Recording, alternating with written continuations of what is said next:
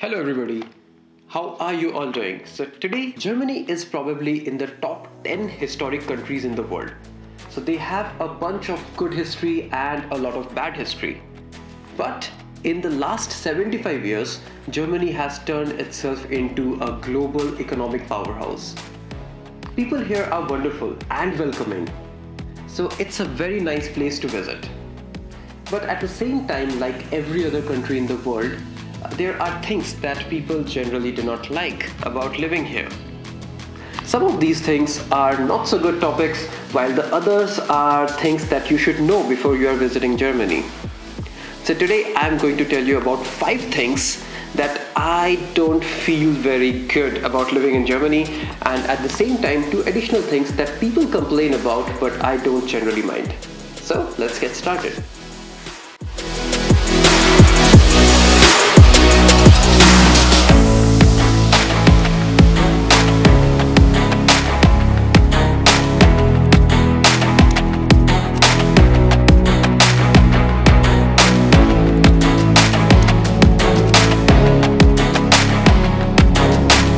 I would say the most German thing in Germany is its bureaucracy. So no one gets to cut through the red tape here, and there is an army of civil servants who will make sure that you follow through all the processes. Some of you will say like it's a good thing, so what, like everyone is following the processes. But wait, until you look at these weird scenarios that people get into. For example, one restaurant, they bought 2 gondolas from Venice so that they can ferry passengers along the river to the restaurant.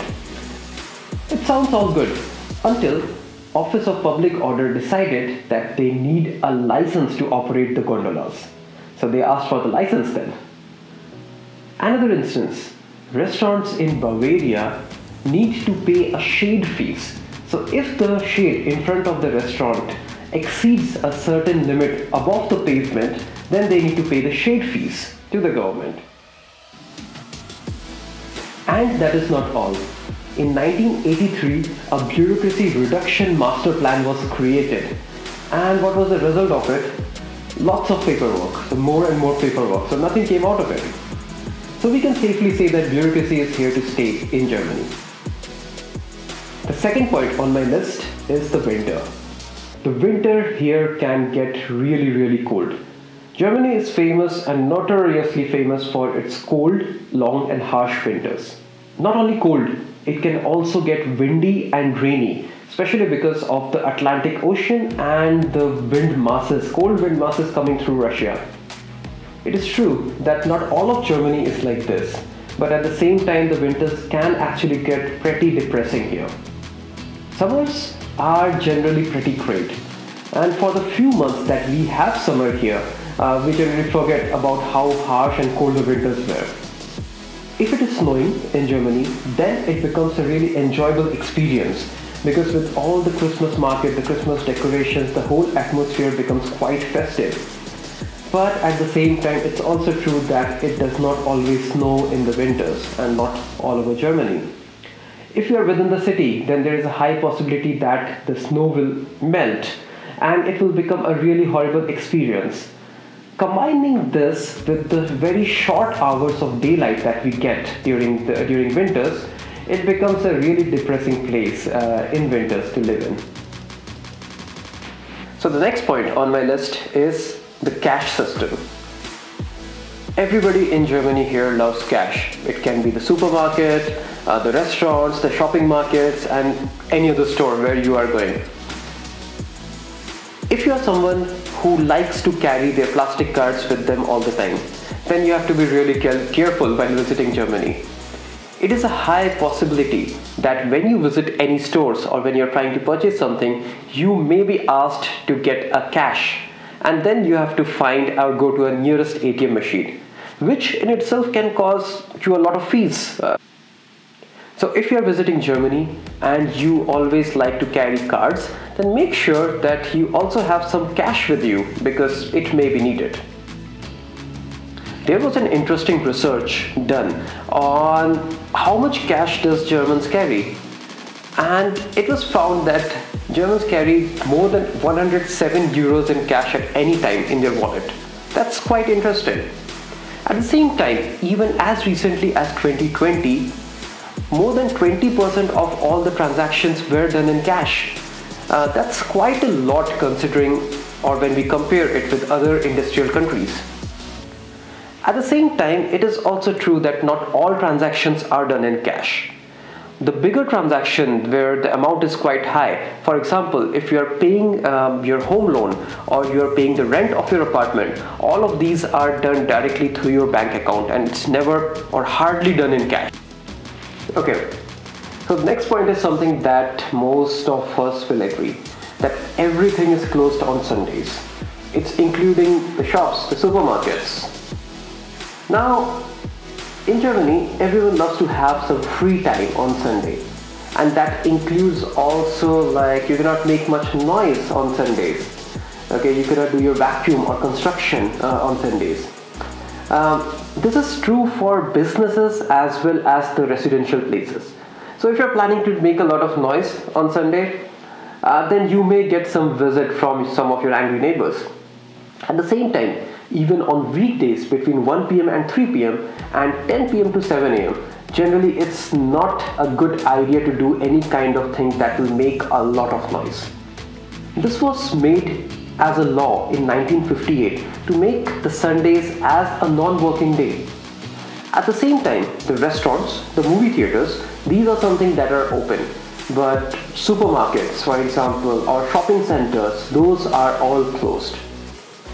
If you are a resident here, then this may be a good idea. But if you are a tourist who is visiting Germany, then you may get the shock of your life. If you come from a place like US, where you can go to shopping any day of the week, and then you visit Germany, then you might need to do some kind of pre-planning, so as the Sundays will be closed. Now, this may be a good thing as well, because then that means Sundays are always free, so you can use it as you want to for your personal hobby or just to relax. Okay, so next point on my list is the German train network, or Deutsche Bahn. Once the pride of the German state that runs it and an envy to the rest of the world, now the German train network is constantly hit by slacks. There are cancellations, there are delays, and there is also accusation of chronic underinvestment in the train service. Germany's train service is the largest in Europe, and at one point of time they transferred more than 2 billion customers in a year. They also had a track record of punctuality. At one point they had more than 95% of their trains running on time. But as recently as this year, that figure slumped to 1/3 of the original value. So what may be the reason for this? Is it really that bad? German trains in itself are really good. They can reach a really high speed like 200 to 300 miles per hour. But at the same time, these faster running trains often do not have their dedicated routes. So they have to share it with the slower running routes, slower running trains. That means they are not always running with their highest speed or their maximum potential. Combining this with low investment and constant strikes by the train service, the employees, this has resulted in a huge amount of unsatisfaction among the customers. That is why I have seen this point pop up in almost all the public forums wherever there is some kind of complaint about the German train network. Next point on my list is the German language. So I'm a bit torn on this one. It is absolutely true that you need to learn the German language, and without that you cannot carry your day-to-day activities here. But the reason I am a bit torn on this is because German language is part of the culture of Germany. So I am in favor of learning the language. But at the same time, it becomes really difficult to learn the language. It does not help that the language itself is quite complex to learn. Combine it with these long words that we have in German language, at the same time some of these illogical grammar, that makes it extremely difficult to learn the language. Mark Twain in 1880 wrote an essay about his experiences of learning the German language, and he called it the awful German language. He has explained his struggles in learning all the grammar topics of the language and how it does not even make sense. So if you have not already gone through that essay, I would highly suggest you to go through it. Okay, the final topic that I have, but again I'm a bit torn on this one, is related to the taxes or the high taxes that we have. Now, taxes can be both good or bad. Now, in Germany, generally, you are paying somewhere around 40 to 50% of taxes. 42% is the general norm. So as soon as you get your salary, you see half of your salary going away in taxes. But within these taxes, there are things that are already included, like the free healthcare system. If you are already paying your taxes, then the healthcare is always free. You don't need to pay for anything.